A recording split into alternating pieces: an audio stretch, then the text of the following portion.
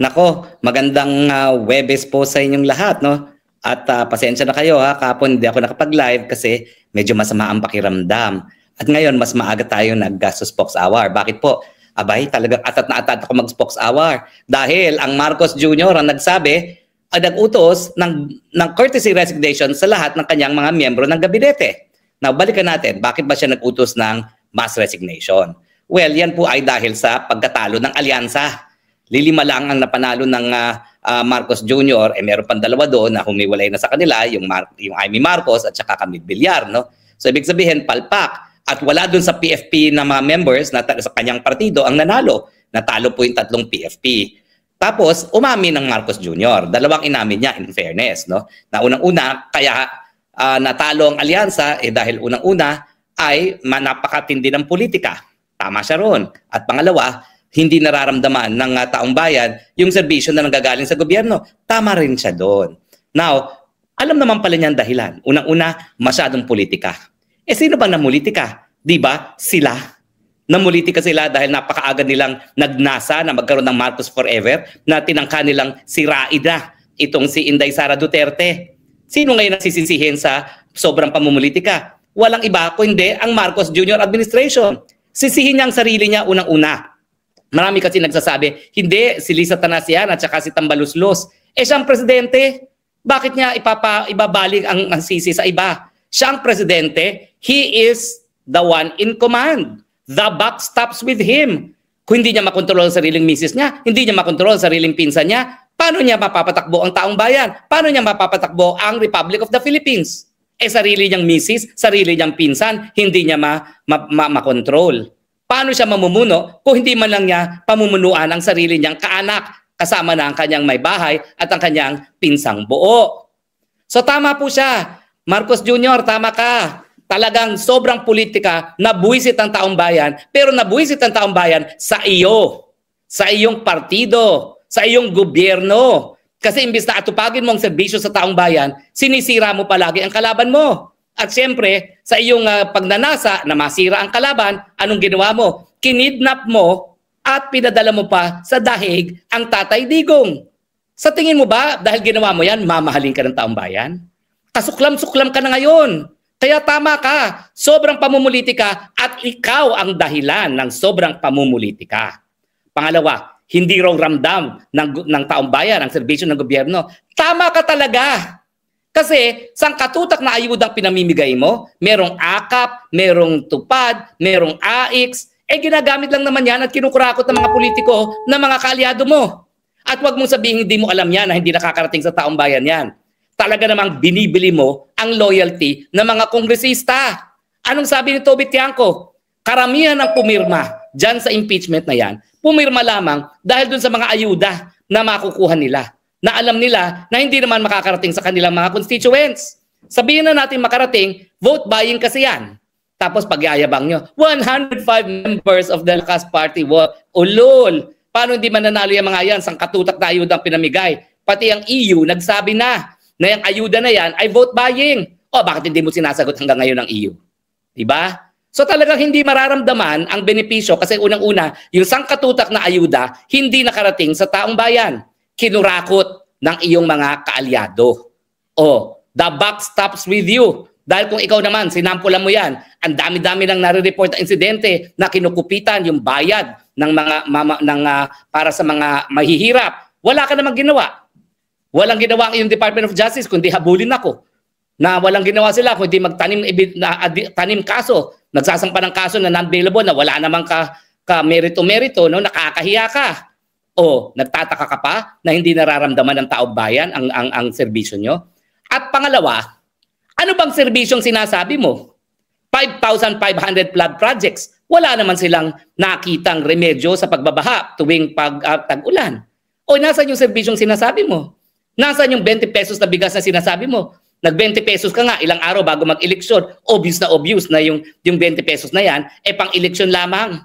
At saka, obvious na ang pinangako mo nung ikaw ay tumatakbo, kasama mo ko sa parehong entablado, magbubuluhan pa ba tayo? Ang sabi mo, pababain mo ang presyo ng bigas dahil aayusin mo yung supply chain. tatanggalin mo yung mga traders, bibigyan mo ng direct link ang mga farmers sa mga mamimili, nang sa ganun, mataas mabibili ang ani ng mga magsasaka at mura ang presyo pagdating naman sa mga mamimili. Anong ginawa mo? Bumili ka ng mahal, ibinenta mo ng mura. Kita mo, isang araw lang napatupad kasi talagang magdurugo ang ating national budget. Sa ngayon pa lang, 1.5 trilyon na ang iyong budget deficit sa 4 pa lang sa 3 buwan pa lamang. Kung ita-times 4 mo yan, magkakaroon ka ng 2 trillion deficit sa budget na 6 trillion. Saan mo kukunin yung paluwal niyan? Uutang ka na naman. Tataas na naman ang interest rates. Hindi na naman makakanegosyo mga negosyante. Lagot na naman yung mga may utang sa kanilang bahay at sa kanilang mga sasakyan. At ang pinakamasama pa dyan, kapag talagang wala nang mautangan, mawawalan ng balurang piso. Pag nawalan ng balurang piso, taas na naman ang presyo ng langis at petrolyo. Taos na naman ang presyo ng mga bilihin kasama ng pagkain. Dahil alam naman natin na pag tumaas ang presyo ng gasolina, talagang ang pagkain ay tumataas din. Dahil lahat ng pagkain, kinakailangan madala galing doon sa kabukiran papunta ng merkado.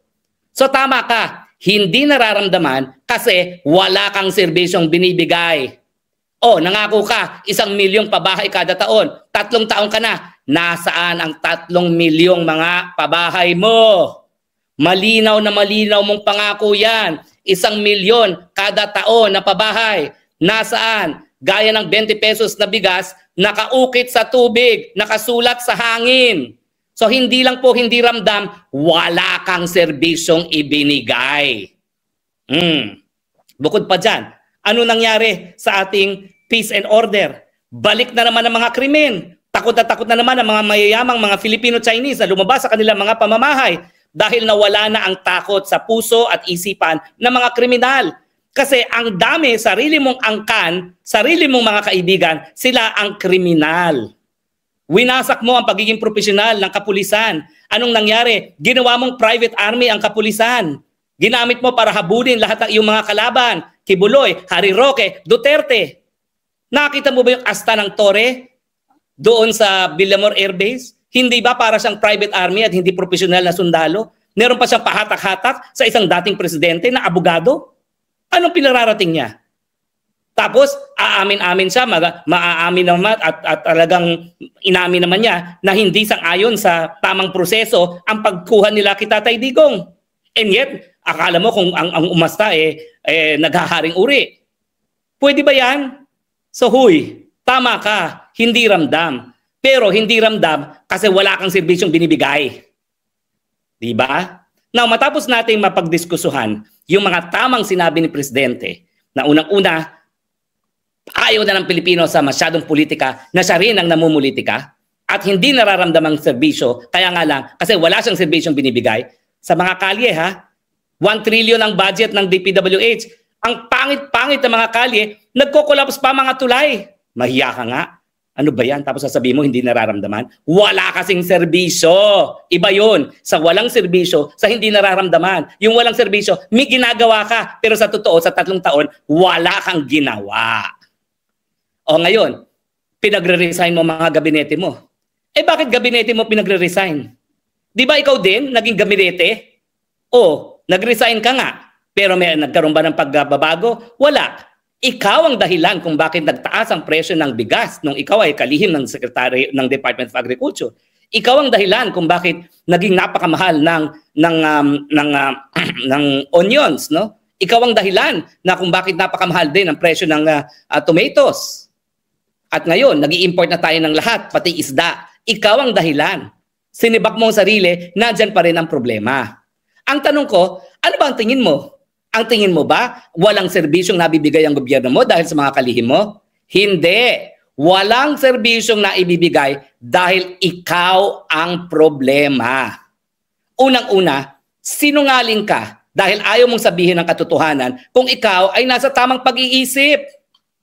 Kasi kung ikaw ay maaamin na ikaw ay bangag, patatawarin ka ng taong bayan. Si GMA nga talagang malinaw ng daya, nag-I am sorry, pinatawad. Ikaw pa kaya na pagkakasakit naman talaga yung pagiging bangag? Patatawarin ka. Pero kaya hindi ka pinapatawag, meron na kasing duda na wala ka sa tamang pag-iisip, wala ka ng serbisyong naibibigay sa iyong mga kababayan, nagpupumilit ka pa. Hindi lang manatili sa pwesto, kung hindi ilagay sa pwesto ang iyong mga angkan. Si Tambaluslos, kita mo yan? Ang number 1 na naninira sa iyo, yung Tambaluslos. Kasi lahat ng ginagawa niya sa Kamara de Representante, bulok. Yung panggigipit ng Quad Committee, yung mga kagaguhan na ginawa nila kay BP Sara. O ano, di ba? Tambaluslos lahat yan. But then again, hindi ako naniniwala na ang dapat sisihin si Tambaluslos, ha? Ikaw pa rin ang dapat sisihin because the buck stops with you. You are the president.